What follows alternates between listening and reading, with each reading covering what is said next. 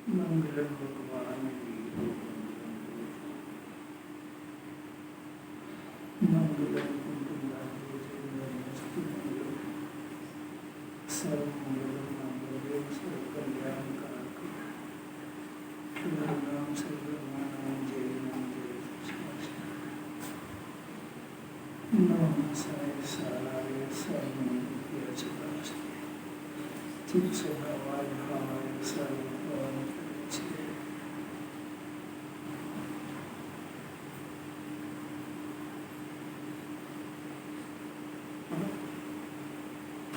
आत्मा में सहज भाव से विद्यमान ज्ञान, दर्शन, चारित्र, आनंद इत्यादि अनंत गुण भी यद्यपि पारणामिक भाव रूपी हैं, तथापि वे चेतन द्रव्य के एक एक अंश रूप होने के कारण उनका भेद रूप से अवलंबन लेने पर साधक को निर्मलता परिणत नहीं होती। पारणामिक भाव शब्द जिनवाणी में है, सिर्फ इसको कहते हैं पारणामिक भाव। पंचम पारणामिक भाव, उदयिक भाव, 5 तरह के भाव थे, उदय, शम, शम, शम, शायक और पारणामिक। जो 4 गति होती है वो होती है उदय भाव उसके लक्ष्य से, और पंचम गति होती है वो पारणामिक भाव से होती है। पंचम गति अभी नाम ही नहीं सुना, जब पूछो गति कितनी होती, समझे जो कितनी होती, वो 4 गति जो है वो संसार की अपेक्षा से, संसार के दुखों का फल बताने की वास्तविकता में तो पंचम गति होती है जिसमें सिद्ध भगवान विराजमान।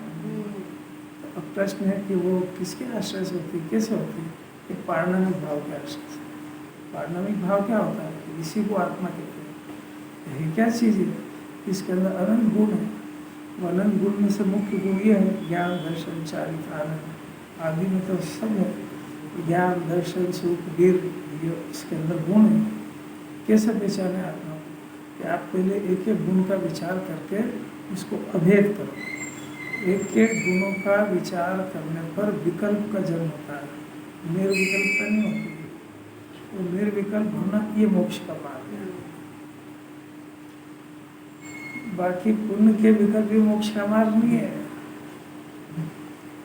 पुण्य के भी विकल्प होते ना, पूजा का, पाठ का, व्रत का, दान का, ये विकल्प होते हैं कि इसमें मोक्ष का मार्ग नहीं है। देखो 2 तरह के विकल्प सुनना जरा, एक तो पूजा पाठ व्रत तप दान का, और एक पारणामिक भाव के गुणों का विचार करना। 2 धारा चलती इसमें, एक ज्ञान की विचारधारा और एक उसके गुणों को का विकल्प। 2 धारा चलती है। अज्ञान दशा की बात चल रही है। ये विकल्प जो है आत्मा को समझने संबंधी ज्ञान, दर्शन, चारित्र, सुख, अपने आत्मा के इतने सारे वैभव रूप बताते हैं। अस्तित्व गुण, वस्तुत्व गुण, द्रव्यत्व गुण, प्रमेयत्व गुण, इन गुणों का विचार करना अंदर में, ये भी विकल्प है, कोई निर्विकल्पता नहीं, ये भी कोई मोक्ष का मार्ग नहीं है। अब आप जरा बुद्धि लगा के बताओ, दोनों में से कौन सा विकल्प अच्छा है? कोई अच्छा नहीं है। ये तो बुद्धि की बात है। आपको ऊंचा कौन सा लगता है? लगता है, एक बार पूछ रहा हूँ, एक दिन पूजा नहीं करे ना तो उसको लगता है कि मैंने तो आज कुछ करे ही नहीं, और एक दिन आत्मा का विचार नहीं करे तो कुछ असर भी नहीं होता उसको, क्योंकि महिमा पड़ेगा उसको। तीर्थ यात्रा जाए तो कैसा लिखेगा? झट से अनुमोदना, काय की करे, उसने तत्व विचार करा भी सही हो जाए तो ऊंचा वही लगता है ना अपना। तो गुरुदेव की वजह से वो टीप के बोलना सीख गया। आत्मा का विचार शुरू हो जाए, झंझना जाएगा ज्ञान। उसको जाके आत्म अनुभव आवे ताकि कछु न सुहावे। अभी तो तत्व चर्चा ही सुहा जाएगी ना इसको, तो कोई चर्चा पसंद नहीं आएगी। इतनी ताकत है तत्व विचार। अभी तो प्रकरण ये है कि ये गुण यद्यपि आत्मा में विद्यमान है, ज्ञान, दर्शन सब, परंतु वे चेतन द्रव्य का एक अंश है, एक एक अंश है। वो उस अंश का विकल्प करने से अतीन्द्रिय आनंद का जन्म नहीं होता है। भेद कर करके समझ, तो भेद कर करके समझ रहे हैं तो समझना भेद को है। और अभेद के आश्रय से निर्विकल्पता होती है, और भेद के आश्रय से विकल्प होते हैं। बहुत गहरी बात है। एक एक भेद का विचार करते हैं। सम्यक दर्शन कब होता है कि पहले भेद का विकल्प करके अभेद वस्तु का निर्णय करते हैं।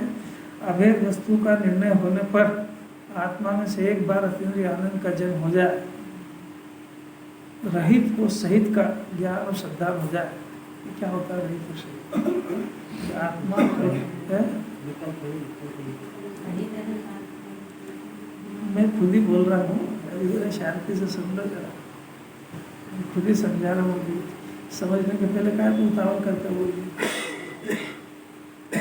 आत्मा अनंत गुण उसी के अंदर है ना। अब वो अनंत गुण है, ये तो अनंत गुणों का पिंड द्रव्य है। अब इस द्रव्य ये एक अलग सत्ता जिसको शुद्ध त्रिकाली आत्मा कहते हैं।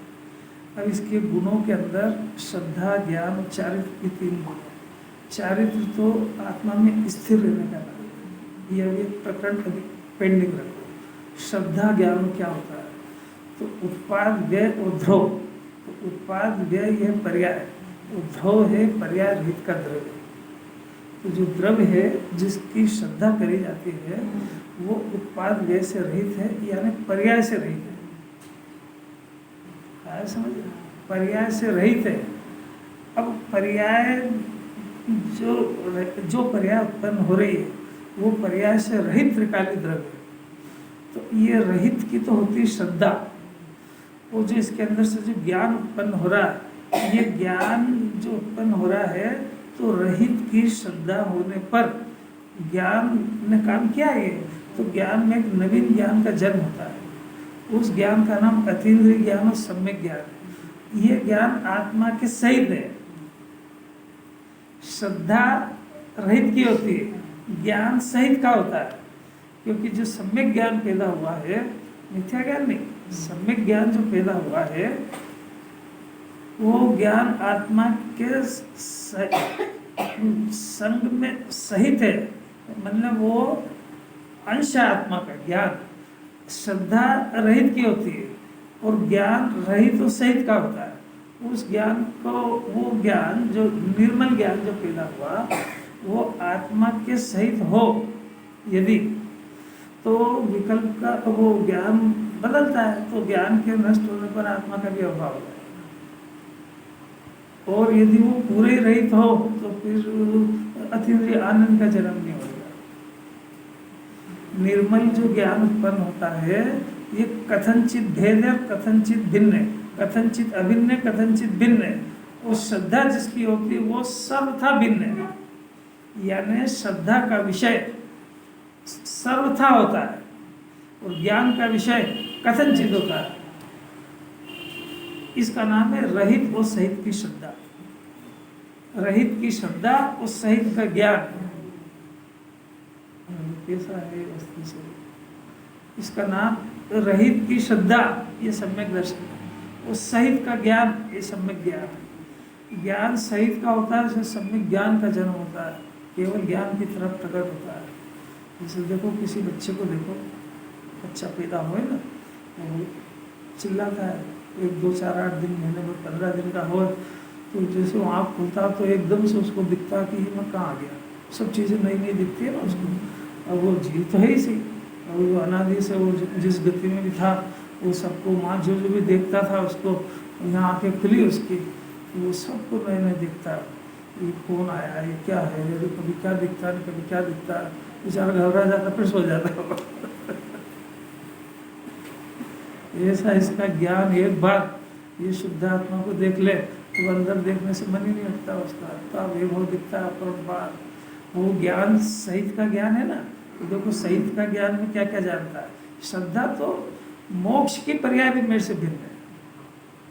अभी पर्याय पैदा नहीं हुई है, मलिन पर्याय तो कोई लगती ही नहीं है। मलिन पर्याय से भिन्न निर्मल पर्याय मोक्ष की, उससे भी भिन्न द्रव्य, उसकी श्रद्धा होती है। इसमें कोई पर्याय नहीं है, पर्याय रहित का द्रव्य होता है।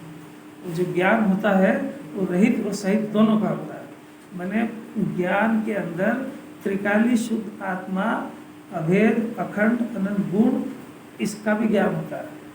फिर जो ज्ञान तादात्म्य से अभिन्न से भिन्न हुआ इधर, तो ज्ञान के बाद जो निर्मल पर्याय का जन्म हुआ, उस निर्मल पर्याय के अंश को भी जानता है।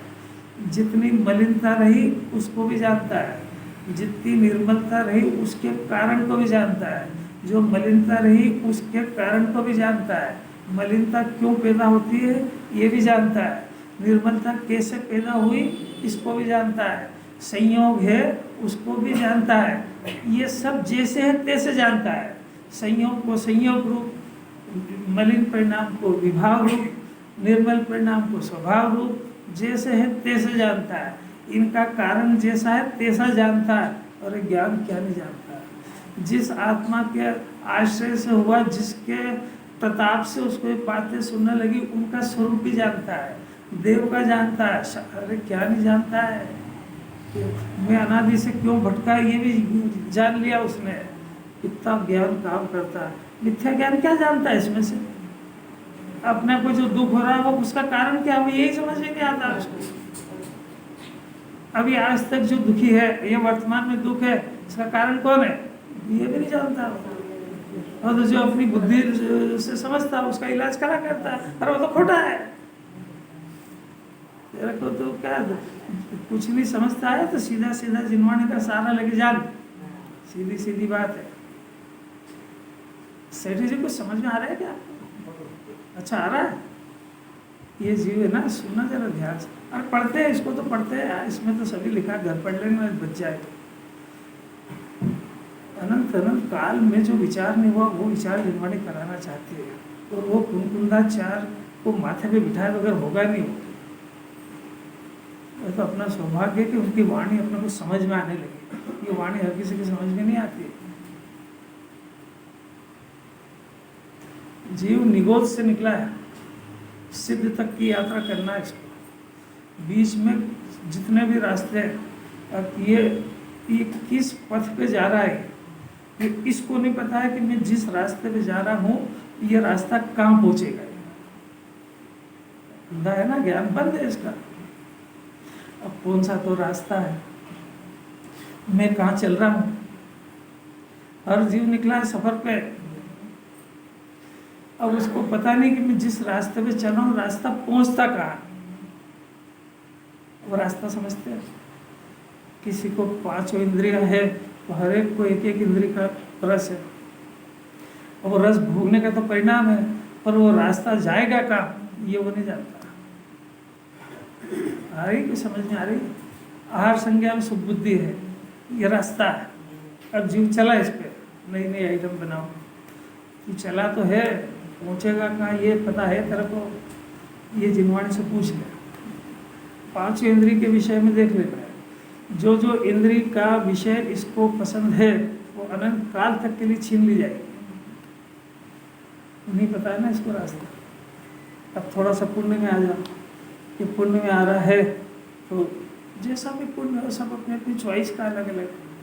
तो तेरा तूने कहाँ चलना पहुँचना डिसाइड किया, तेरे को पता है कि आँख बंद करके इस रास्ते पे चल रहा है।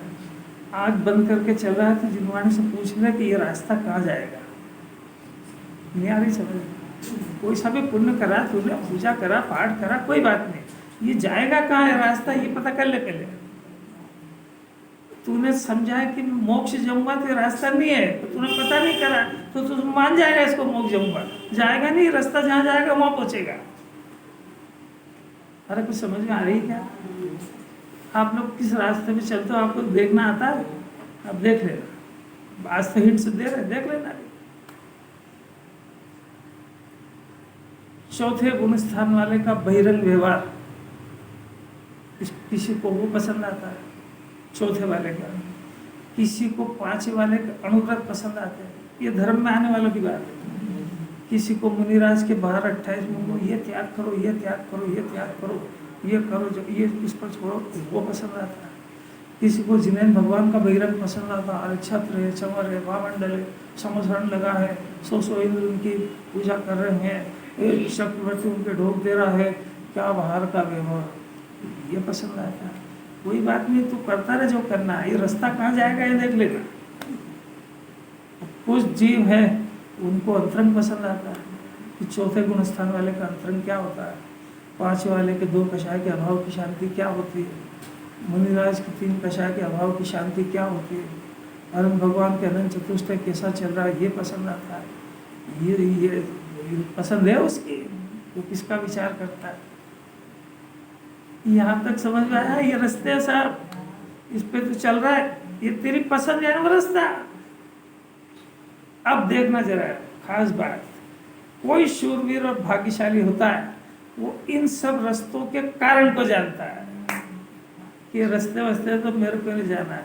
ये अनंत सिद्ध आचार्य उपाध्याय जिनका अंतरंग और बहिरंग ये सब जो रास्ते हैं, उस रास्ते का पे चलने वालों का एक कारण शुद्धात्मा, वो रास्ता कहाँ जाता है, वो रास्ते पे कैसे चल के सिद्धालय में जाते हैं, वो उसके ज्ञान का विषय बन जाए। बेन श्री ने लिखा है वचनामृत में, जब ये अनादि का अनजाना मार्ग है, तेरे पास बुद्धि है नहीं, किसी ज्ञानी का सत्संग करके शास्त्र पढ़ना, नहीं तो सीधे शास्त्र का औंधा अर्थ निकालेगा।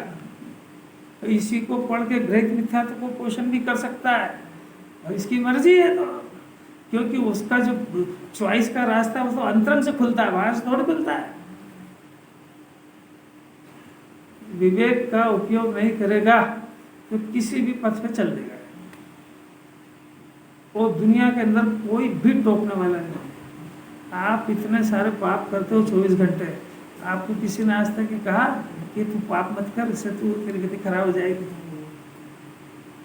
कोई मिला क्या सकेने वाला, कोई मिलेगा नहीं। तो ये हो गए गुरुदेव ने हिंदुस्तान को जगा दिया, उन्होंने नहीं जगा दिया, भाग्यशाली लोग उनके संगत में आके जग गए। अभी भी उसका ज्ञान नेत्र बंद रहे, वो ग्रहित अग्रहित ही नहीं समझ पाए, पूरी जिंदगी तोड़ेगा क्या उनको। कितने सारे रास्ते बताए, इसको नहीं पता है कि क्या फल होएगा। बताओ दुनिया के अंदर रोटी खाने का फल क्या होता है, कौन जानता है। बहुत शूरवीर हो ना, बहुत स्वाध्याय करते हो, क्या होता है कल्पना मंडी, क्या होता है। मैंने फल पूछा है आपसे, ये गोलमाल शब्द है, दुर्गति का अर्थ बताओ। स्वाध्याय की बात नहीं चल रही, आप क्या मानते हो ये बताओ। अरे उसकी आहार संज्ञा में उसकी जीवान छीन ली जाएगी, एक इंद्रिय में चला जाएगा, क्षुधा शांत तो होगी नहीं, वो तो प्रश्न ही नहीं है। उसके फल में उसकी आहार संज्ञा जो है वो तो है जिंदा, और वो जिस इंद्रिय से भोगता है वो इंद्रिय उसका दुरुपयोग है, इसलिए वो इंद्रिय से छीन ली जाएगी। तो अनंत काल एक इंद्रिय में रसना इंद्रिय में बोलने का भी प्रावधान नहीं है और खाने का भी नहीं है, उसका नाम है निगोद, और वो मिलेगी इससे। ये सोचता है कि खाने से मैं सुखी हो जाऊंगा, तो चला ना उस पथ पे, पर वो रास्ता कहाँ जाएगा तो जिनवाने से पूछ ले। अरे एक एग्जाम्पल से समझ लेना सब, और बताते हैं। तू सोच रहा है कि मैं व्यापार धंधा कमा के करके और धन कमा के सुखी हो जाऊंगा, तू तो चल रहा है इस पे, जिनवाने से पूछ रहे रास्ता कहाँ जाएगा, आप ही बता दो कहाँ जाएगा। अरे कमाने के भाव में कहाँ जाएगा, तीरेंज में जाएगा। तो तू तो नहीं समझ रहा है ना, तू तो सुख के पथ पे चला है, और रास्ता काय का है नहीं मालूम है ना।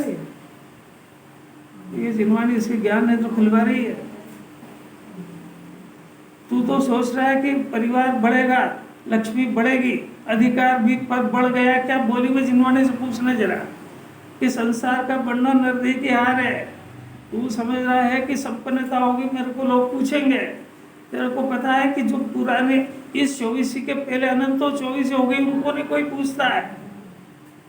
जो तीर्थंकरों के अनंत सुख भोग रहे हैं, उनका कोई नाम निशान भी नहीं जानता है। तेरा कौन सा है तेरा जो पूछ लेंगे लोग, काय के भ्रम में जीवन बर्बाद करता है। अरे कुछ रास्ते समझ में आते कि नहीं आते। एक बार तो ज्ञान ले तो फूल जाना चाहिए। 10 लक्षण आने वाले हैं ना, मुनिराज के पर्व हैं, निर्मल पर्याय उत्पन्न होती, क्षमा माधव, और ये सब मित्रा की पर्याय के नाम है। मुनिराज को तो 12 महीने 10 धर्म चलते हैं, अब गृहस्थ श्रावक जो है वो उसको याद कर ले, इसलिए पर्व आते हैं, याद तो कर ले। और उसकी आगवानी के लिए 20 दिन पहले से 16 कारण भावना भाते हैं ताकि जीव मूड में आ जाए। आज तो सब मंदिरों के अंदर वो भगवान का वो मंजन हो रहा, साफ सफाई होती है, और कैसी अलौकिक अलौकिक बात है। जिन्हें परमात्मा की स्वच्छता वितरकता प्रकट हो, इसलिए कैसे कैसे परिणाम है जीव को। सब लगे थोड़ी थोड़ी जिनकी आराधना हो, जिसकी जितनी शक्ति हो। अरे मत करो तुम तो, अनुमोदना तो करो, क्या क्या होता है इसमें ये तो पता करो। कि अपने को तो खाने पीने से फुर्सत नहीं, घर के विचार से फुर्सत नहीं, ये कौन करे। मत घबरा, उसमें क्या है, तेरे को नहीं पता तो किस रास्ते पर खड़ा है, वो सब बताएगी जी। पाटिल जी यही हो क्या और क्या? ये तो इसको सिर्फ मूड में लाने की बात करी। बच्चा पहले मूड में आए फिर खाना खाएगा। किस रास्ते पे जाऊंगा या दूसरी में किस रास्ते से आया हूँ ये भी समझना। आने की बात तो छोड़ दो, अभी तो किस चौराहे पे खड़ा है, कहाँ जाएगा उसकी बात चल रही है। वो तो निकल गया, उसकी क्या याद करें। अरे छोड़ दे, वो तो कहाँ से आया। अभी जिस चौराहे पे खड़ा है कहाँ जाएगा पूछ लेना, फिर आगे बढ़ना। ये पूछता ही नहीं है। एक एक परिणाम अपने को नहीं मालूम है कि अपने कर रहे इसका फल क्या होगा, तो अनजाने में कर लेता है परिणाम। वो फिर से उसका फल आता है तो फिर इस 3 लोक में कोई पूछने वाला नहीं। अरण्य रुदन है, अरण्य रुदन समझते, वीरान जंगल, चारों तरफ कोई रास्ते ही नहीं दिख रहा है। किधर रास्ता है, किधर सिटी है, किधर गांव है, किधर कुआं है, और ये चिल्ला रहा है अब मैं क्या करूं। ऐसा ही अरण्य रुदन है उसको, ये जंगल में फंस गया है। और कौन सा परिणाम हो रहा है, भगवान मैं क्या करूं, कौन सा परिणाम करूं, क्या करें परिणाम, तो पहले सोच तो सही। जैन दर्शन ज्ञान नेत्र जगाने का, क्रियाकांड का नहीं है बिल्कुल। और आंखें बंद तो अनादि से ही है, हर काम आंखें बंद करके कर रहा है। खाना पीना, व्यापार व्यवसाय, पूजा पाठ, व्रत तप, शास्त्र पढ़ना, सब आंख बंद करके कर रहा है। उनको पता ही नहीं कि इसका फल क्या होता है और तू क्या चाहता है। दोनों ही बात, ना तो उसका फल, इसको पता है कि मैं क्या करना चाहता हूँ, इसका उद्देश्य ही नहीं है। किसी से पूछो भाई रोज पूजा करते हो, काय के लिए करते हो, क्या मालूम साहब, सीखा हमने घर से सीखा है। गुरुदेव ने शास्त्र पढ़ने की पद्धति, क्या करते हो, रोज शास्त्र पढ़ते हो, सीढ़ी सुनते हैं, काय के लिए, ये क्या करना अपने को तो सुनना है, एक फोरम पूरा करना है। काय के लिए, कि कुछ सीखने के लिए तो बता क्या क्या सीखा है, सुनने के लिए क्या क्या सुना तूने बता, वह अच्छी लगी बस, अरे अच्छी तो लगी, सुना क्या है तूने। उससे तेरे विचारों में कुछ क्रांति आ रही कि नहीं, तेरे धर्म के अनुसार सोचने की बुद्धि का जागरण भी हुआ है कि नहीं हुआ है। और अभी तक इतने सारे 10 लक्षण मना लिए, पूरी जिंदगी हो गई, 50 और 60 मना लिए, अभी तक सीखा क्या है ये तो बता। चेन की क्या है, चेन क्या है, ये पूछ रहे हैं राकेश जी, ये कह रहे ना कि आंख बंद करके चला, 60 साल हो गए। हाँ तो आंख बंद करके चला है ना, वो बाहर से नहीं चेंज, उसकी बुद्धि के सोचने के नजरिए में क्या परिवर्तन आया। शरीर की एकत्व बुद्धि जो चल रही है रोग है, इसकी शरीर की के संबंध में जो गृद्धता है, और ये रोग तो आएंगे ही सही।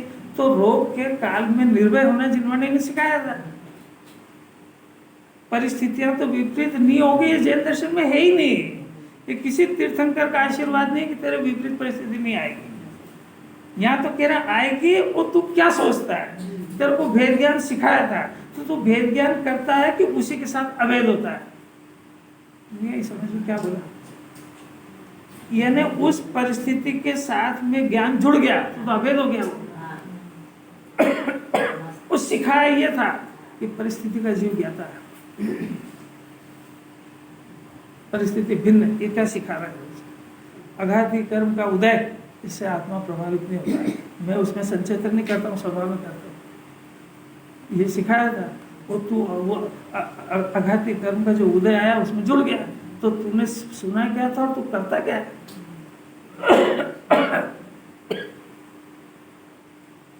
अरे कोई समझ में आ रही कि नहीं आ रही, विषय तो बदल रहा हूँ मैं, बदल रहा हूँ, क्या करे इसको, ये काय के लिए आए, तो बुद्धि तो जागृत हो। यहाँ हाजिरी भरने के लिए नहीं बुलाते हैं, यहाँ कोई मान सम्मान प्रतिष्ठा के लिए भी नहीं बुलाते हैं, आपको कुछ सीखना हो तो सीख के जाओ।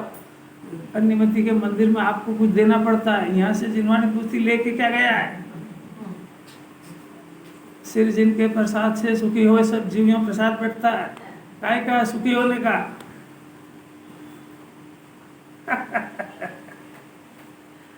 अब आखिरी आप बात चल रही है अपनी, 2 कर्म बचे हैं, एक गोत्र कर्म और एक अंतराय कर्म। गोत्र कर्म ये ऊंच नीच गोत्र, ये अघाती कर्म के 2 पोर्शन और बचे, और ये घाती कर्म के अंतराय कर्म घाती कर्म है, उसमें आत्मा का घात किस तरीके से होता है ये भी बताएंगे। तो पहले है 2 गोत्र, कौन सा? उच्च गोत्र कर्म के फल को नहीं भोगता हूँ और नीच गोत्र कर्म। घाती कर्म के बाहर ले लीजिए, इससे क्या आचार्य की है, उनको क्रम है ना, यूँ बोलते कि अनावरणी दशनावणी मोहनी अंतरा आयु नाम गोत्र, तो जिस क्रम में ले ले आचार्य से क्या है वो करनाने में कोई वेट नहीं आता है। कुछ भी हो अपने को तो समझना है। मूल उसका रहस्य कि जीव ऊंचे गोत्र और नीचे गोत्र में रह करके अपने को दुखी मानता है। क्या होता है ये कि नरक उत्तीर्यंश ये नीच गोत्र कर्म के फल, सूक्ष्म भेद तो बहुत सारे, और मनुष्य देव ये उच्च गोत्र, तो ये वो गोत्र के फल में अपने को वैसा मानता है। जीव है ना, तो मैं नरक में आ गया, मैं नारकी हूँ और बहुत दुखी हूँ, तो काय में जुड़ा नीच गोत्र कर्म के फल। वहाँ पर ज्ञानी भी है तो उनको भेद ज्ञान वर्तता है, तो वो जो नीच गोत्र कर्म का उदय नरक मिला है, तो 3 अंश हो, हाथी के पर्याय में, शेर के पर्याय में, तो वो हाथी की पर्याय में, शेर की पर्याय में, या सैनिक राजा नरक की पर्याय में। अपने को नारकी तीर्यंश मानते हैं कि अपने को शुद्धात्मा मानते हैं? अच्छा, आप अपने को मनुष्य पर्याय में क्या मानते हो? तो फिर आपने ये कैसे कह दिया कि वो शुद्धात्मा मानते हैं? अरे जिनवाणी को टीप के बोला है, क्योंकि वहां अगर वो आत्मा मानते तो आप अपने को आत्मा नहीं मान सकते हो। तो अगर ये आत्मा यह माने तो जिनवाणी समझ गया, तो वो उस दशा को अपनी मानते ही नहीं है। मैं तो त्रिकाली आत्मा हूँ। अरे वहाँ नारकी से ही सीख लो। जब वो अपने को आत्मा मानते हैं तो प्रश्न अपना भी तो आया है, अपन यहाँ क्या मानते हैं? तो नारकी और तीरे से जितनी भी अकल नहीं आ रही ना, जो इतने दुख में परेशान हो रहे, वो तो समझ गए, अब भी नहीं आ रहा समझ में। क्या बोल, क्या सिखाया? अभी क्या सीखने को मिला है?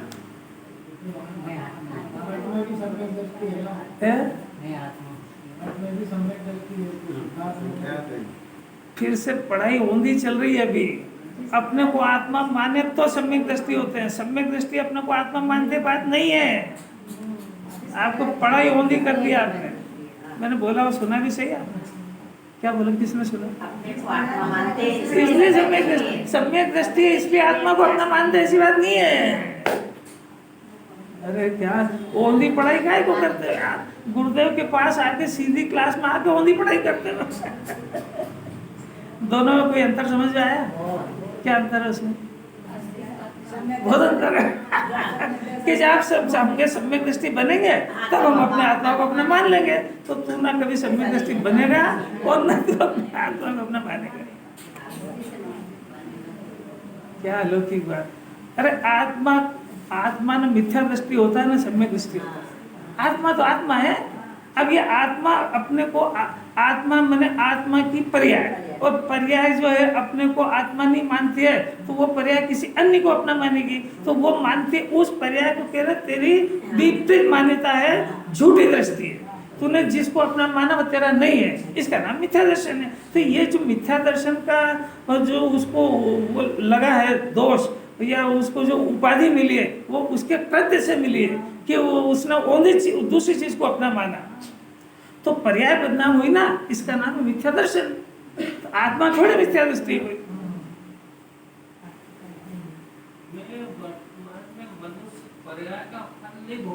हाँ, ऐसा नहीं है। अरे मानना का अर्थ समझते हैं? पढ़ाई पता नहीं, वो पढ़ाई तो सही करते हैं पर वो चिंतन औंधा ही होता है। मैं अपने, इतनी सारी बातें चल गई है इसमें, फिर से सोचो, क्योंकि सोच ही तो सही नहीं हो रही। मैं आत्मा हूँ, आत्मा हूँ मैंने ज्ञान दर्शन सुख की खान, अनादि अनंत एक गायक पारणामिक भाव, एक बात। अब इसमें से उत्पन्न होने वाली दशा पर्याय जो उत्पन्न होती है, तो ये पर्याय में कर्तत्व भोक्तत्व होता है। तो सही भोक्तत्व की बात है, कर्तत्व की नहीं है इसमें, क्योंकि फल की चल रही ना। तो मैं जो फल भोगने का काम करता हूँ, तो मेरे अंदर जो से जो परिणाम उत्पन्न होता है, मैं उसका भोगता हूँ। वो जो ये बाहर जो संयोग में आते हैं, ये कर्म का फल आता है। तो ज्ञानी अपने को अपने अंदर से जो उत्पन्न हुआ है उसको भोगता है, उसका भोगता है, कर्म के फल का भोगता नहीं है। तो अब ये आघाती कर्म के उदय में जो सामग्री मिली, वो उसका भोगता क्यों नहीं है? क्योंकि वो मेरे स्वभाव के आशय से पैदा नहीं हुई है। जरा लॉजिक से नहीं सुनते ना, अपन खाली सुनने के लिए सुनते हैं। लॉजिक से सुने तो उसको याद रखने की जरूरत थोड़ी है, तो याद वो तो हो ही जाती है कि जो मेरे अंदर, अभी मेरे घर के अंदर जो मेरे घर के अंदर भरा, मैं उसका भोगता हूँ। जो बाहर से लाई गई चीज का कोई भोगता थोड़े हो, क्योंकि उसको तो जीव छूते ही नहीं है। इतनी सारी 148 प्रकृति निकल गई ना, ये सब इसमें घाती अघाती की 2 ही निकल गई। तो इसका सबसे वेद ज्ञान कराया, तो एक ही तो मंत्र है उसका कि जो मेरे स्वभाव के आशय से पैदा होता है, मैं उसका भोगता हूँ। तो क्या होता है कि वितराग भाव होता है, ज्ञान होता है, सुख होता है, शांति होती है। मेरे स्वभाव के आशय से जो पैदा होता है वो मेरा वैभव है, इसलिए मैं उसका भोगता हूँ। अब ये चीज़ें बाहर है कि बाहर कर्म के पिछले जो बंधे हुए कर्म है उनका वो भी तो उदय आएगा कि नहीं, वो भी कुछ काम करेगा कि नहीं, कि जब तक उसका पूरा नष्ट नहीं हो जाएगा, जब तक वो भी पड़ा है सत्ता में, तो कुछ तो करेगा वो, क्या करेगा ना, वो कर्म के फल दिलाएगा। बाहर में जो भी कुछ हो, चक्रवर्ती बनाएगा, इंद्र बनाएगा, बाहर का सारा दिलाएगा, शरीर दिलाएगा, जो रोग दिलाएगा, असाता दिलाएगा, उसको भी खाने पीने की समस्या होएगी। ये सब पूर्व कर्म के उदयाश्रित फल है, और ऐसे ही उसको परिणाम भी होंगे। तो ऐसे परिणाम और फल दोनों उसका कर्ता भोक्ता नहीं है, वो अपने अंदर के वैभव का कर्ता और भोक्ता है। तो उनका ज्ञाता है, ज्ञाता रह गया, ज्ञाता तो कहना पड़ रहा है, जो अपना है ही नहीं उसको क्या कहे आखिर। तो फिर से उत्तर समझ में आया कि नहीं? ज्ञान आनंद अपने अंदर के वैभव को भोगता है इसलिए ज्ञानी है, उसको नहीं भोगता इसलिए ज्ञानी नहीं है। नहीं आ रही समझ? जो अभी बोला ना कि मैं कर्म के फल को नहीं भोगता हूं तो ज्ञानी हो गया कि नहीं, ये किसने कहा? तो नास्ते से बात है। ये तो ये ज्ञान कराया कि जो आनंद को भोगता है उसके क्या दशा होती है कि इनका भोगता नहीं मानता वो। आनंद का भोगता तो आकर ही आनंद है, तो कहाँ गलती हो रही है? तो वो आएगा जब भी तो उसका भोक्ता बनेगा। तो फिर प्रश्न आ गया ना कि अतीन्द्रिय आनंद कैसे पैदा हो? तो आप बेस पे ही तो नहीं आ रहा, हवाई फायर कर रहे हो बस। अरे एक एक स्टेप बाय स्टेप चलो ना। जब उसका भोगता है तो अब अपना प्रश्न आया, जैसे अभियाल कहा, आप तो सब बुद्धिमान हो कि भाई वो सैनिक राजा अपने को नारकी नहीं मानते, आत्मा मानते हैं कि हाथी वो क्या कर रहा है, शेर क्या कर रहा है, वो भी अपने को आत्मा मानते हैं। बस ये पढ़ लिया, ज्ञान बढ़ा लिया, अब क्या करे, अपन तो खाए पिए मजा करे। अरे पर तेरे को इतनी अकल नहीं है कि वो उनके संयोग को अपना नहीं मान रहे, तो तू अपने संयोग को अपना कैसे मानता है? ये सिखाने के लिए तो यहाँ भेजा था। अब यहाँ आके उसके ज्ञान बंद हो जाता है। याद कर लो, पढ़ लो, सुन लो, सुना लो, इनाम ले लो, और क्या कर, इनाम चाहिए था और छुट्टी हो गई।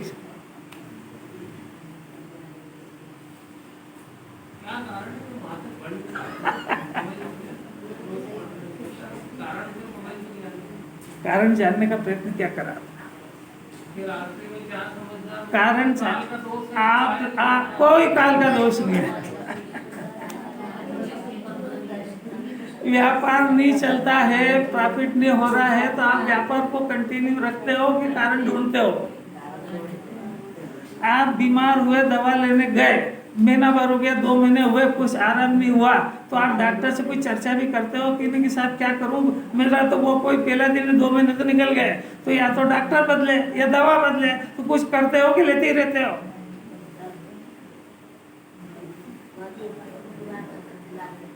तो यहाँ आपको 50 साल हो गए ना सुनते सुनते, तो कुछ समझ में भी आ रही है कि नहीं कि अपना या तो अपने ट्रीटमेंट गलत है, और या फिर अपने लेने की पद्धति गलत है, तो ट्रीटमेंट तो अनादि अनंत गलत हो नहीं सकता है, क्योंकि इस मार्ग पे चल के अनंत और अनसिद्ध बने हैं।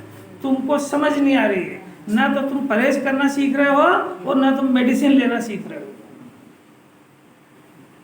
अरे दो बात समझ में आ रही है? परहेज से ठीक होता है दवा से? दोनों को लेना पड़ेगा ना, परहेज भी करना पड़ेगा, दवा भी लेनी पड़ेगी। तो दो में से एक ही करता है ये दवा ली है वो परहेज नहीं करेगा, दवा काम नहीं करेगी। नहीं आ रही समझ? अरे कैसे समझ में आएगी इसको?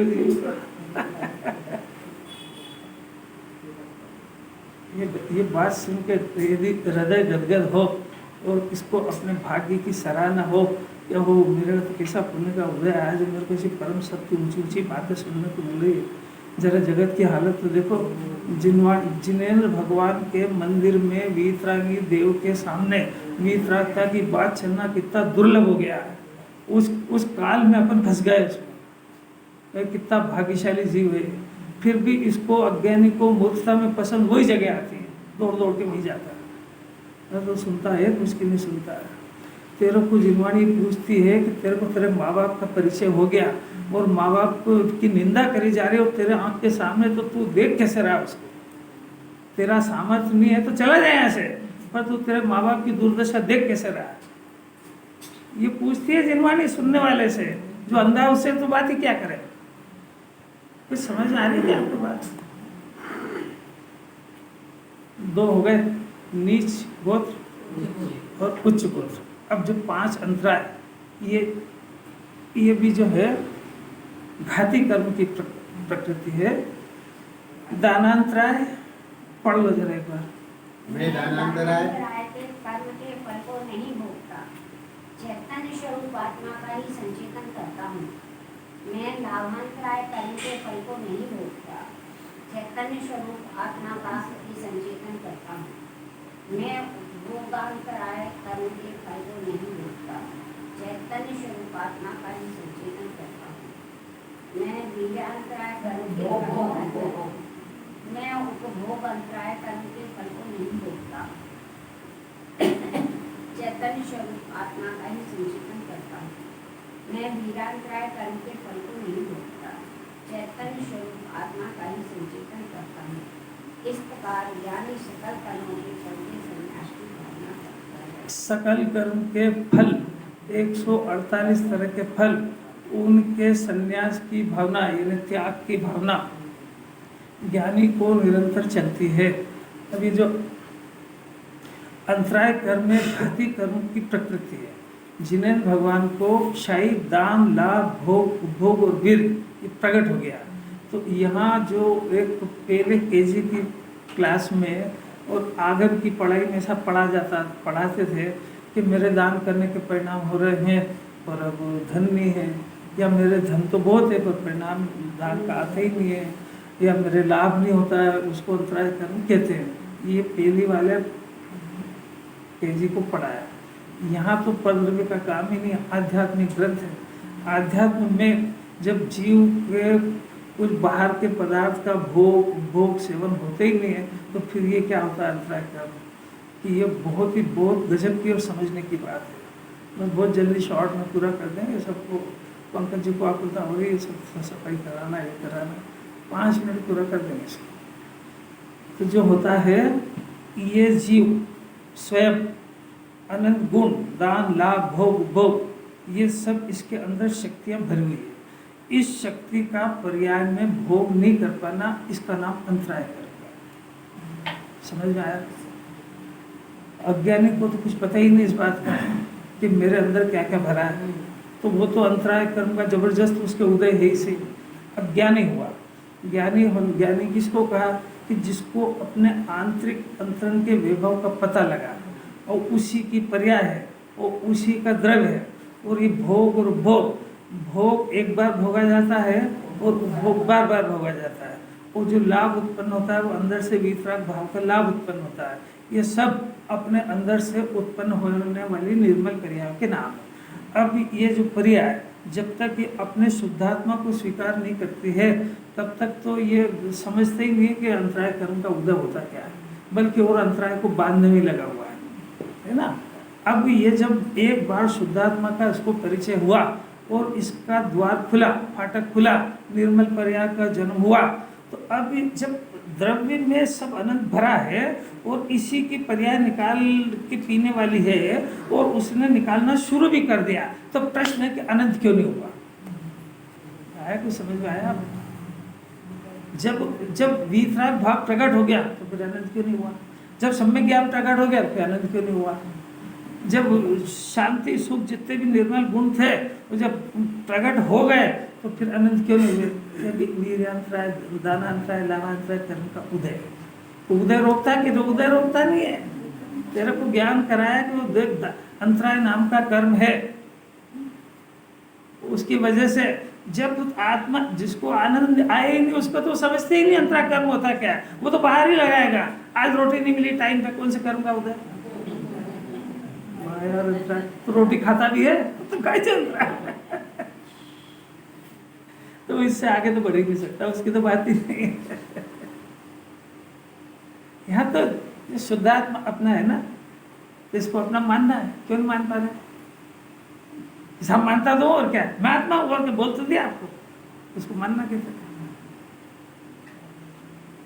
अतीन्द्रिय सुख की खान है, सब बोल कौन हो आप? मैं अतीन्द्रिय सुख का दरिया खान बहुत हूँ। अच्छा, इसको सीख गया, अतीन्द्रिय सुख पहचान गया क्या होता है? इसी बात सुनना जरा, बहुत गजब की बात है।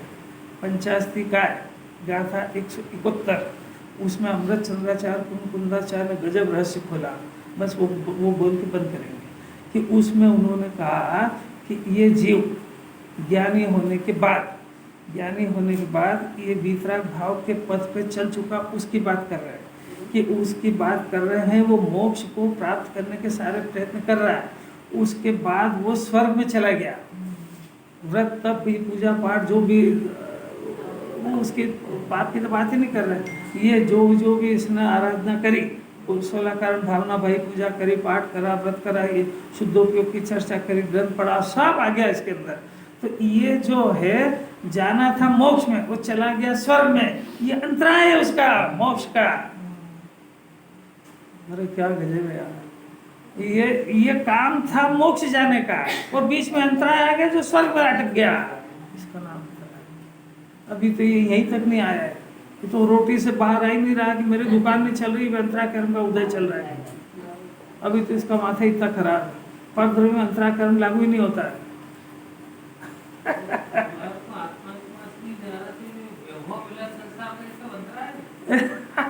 मोक्ष जाने का अंतराय है। अरे मोक्ष जाने का तो छोड़ दो, अभी आपको मोक्ष समझिए, ये सम्यक दर्शन का अंतराय है। सम्यक दर्शन का अंतराय वही बोल रहा हूँ, तो बोलो कैसे अंतराय? लगने नहीं देता है। देखो बात अभी तो जिनवाणी के अनुसार सोचना बोलना तो सीखो। ये नहीं करने देता, ऐसा है ही नहीं। ये जो सामग्री मिली है तो अपना ज्ञान इतना कमजोर है कि वो अपने आत्मा को अपना मानने की जगह इनको अपना मान लेता है। इतनी तो अभी कमजोरी है अंदर में कि वो जो संयोग है उसमें जुड़ना नीचे और जुड़ जाता है, उसको अपना नहीं मानना चाहिए और मान लेता है। तो ये जो अपना मान लेता है, ये सम्यक दर्शन में अंतराय वो दिख रहा है कि नहीं?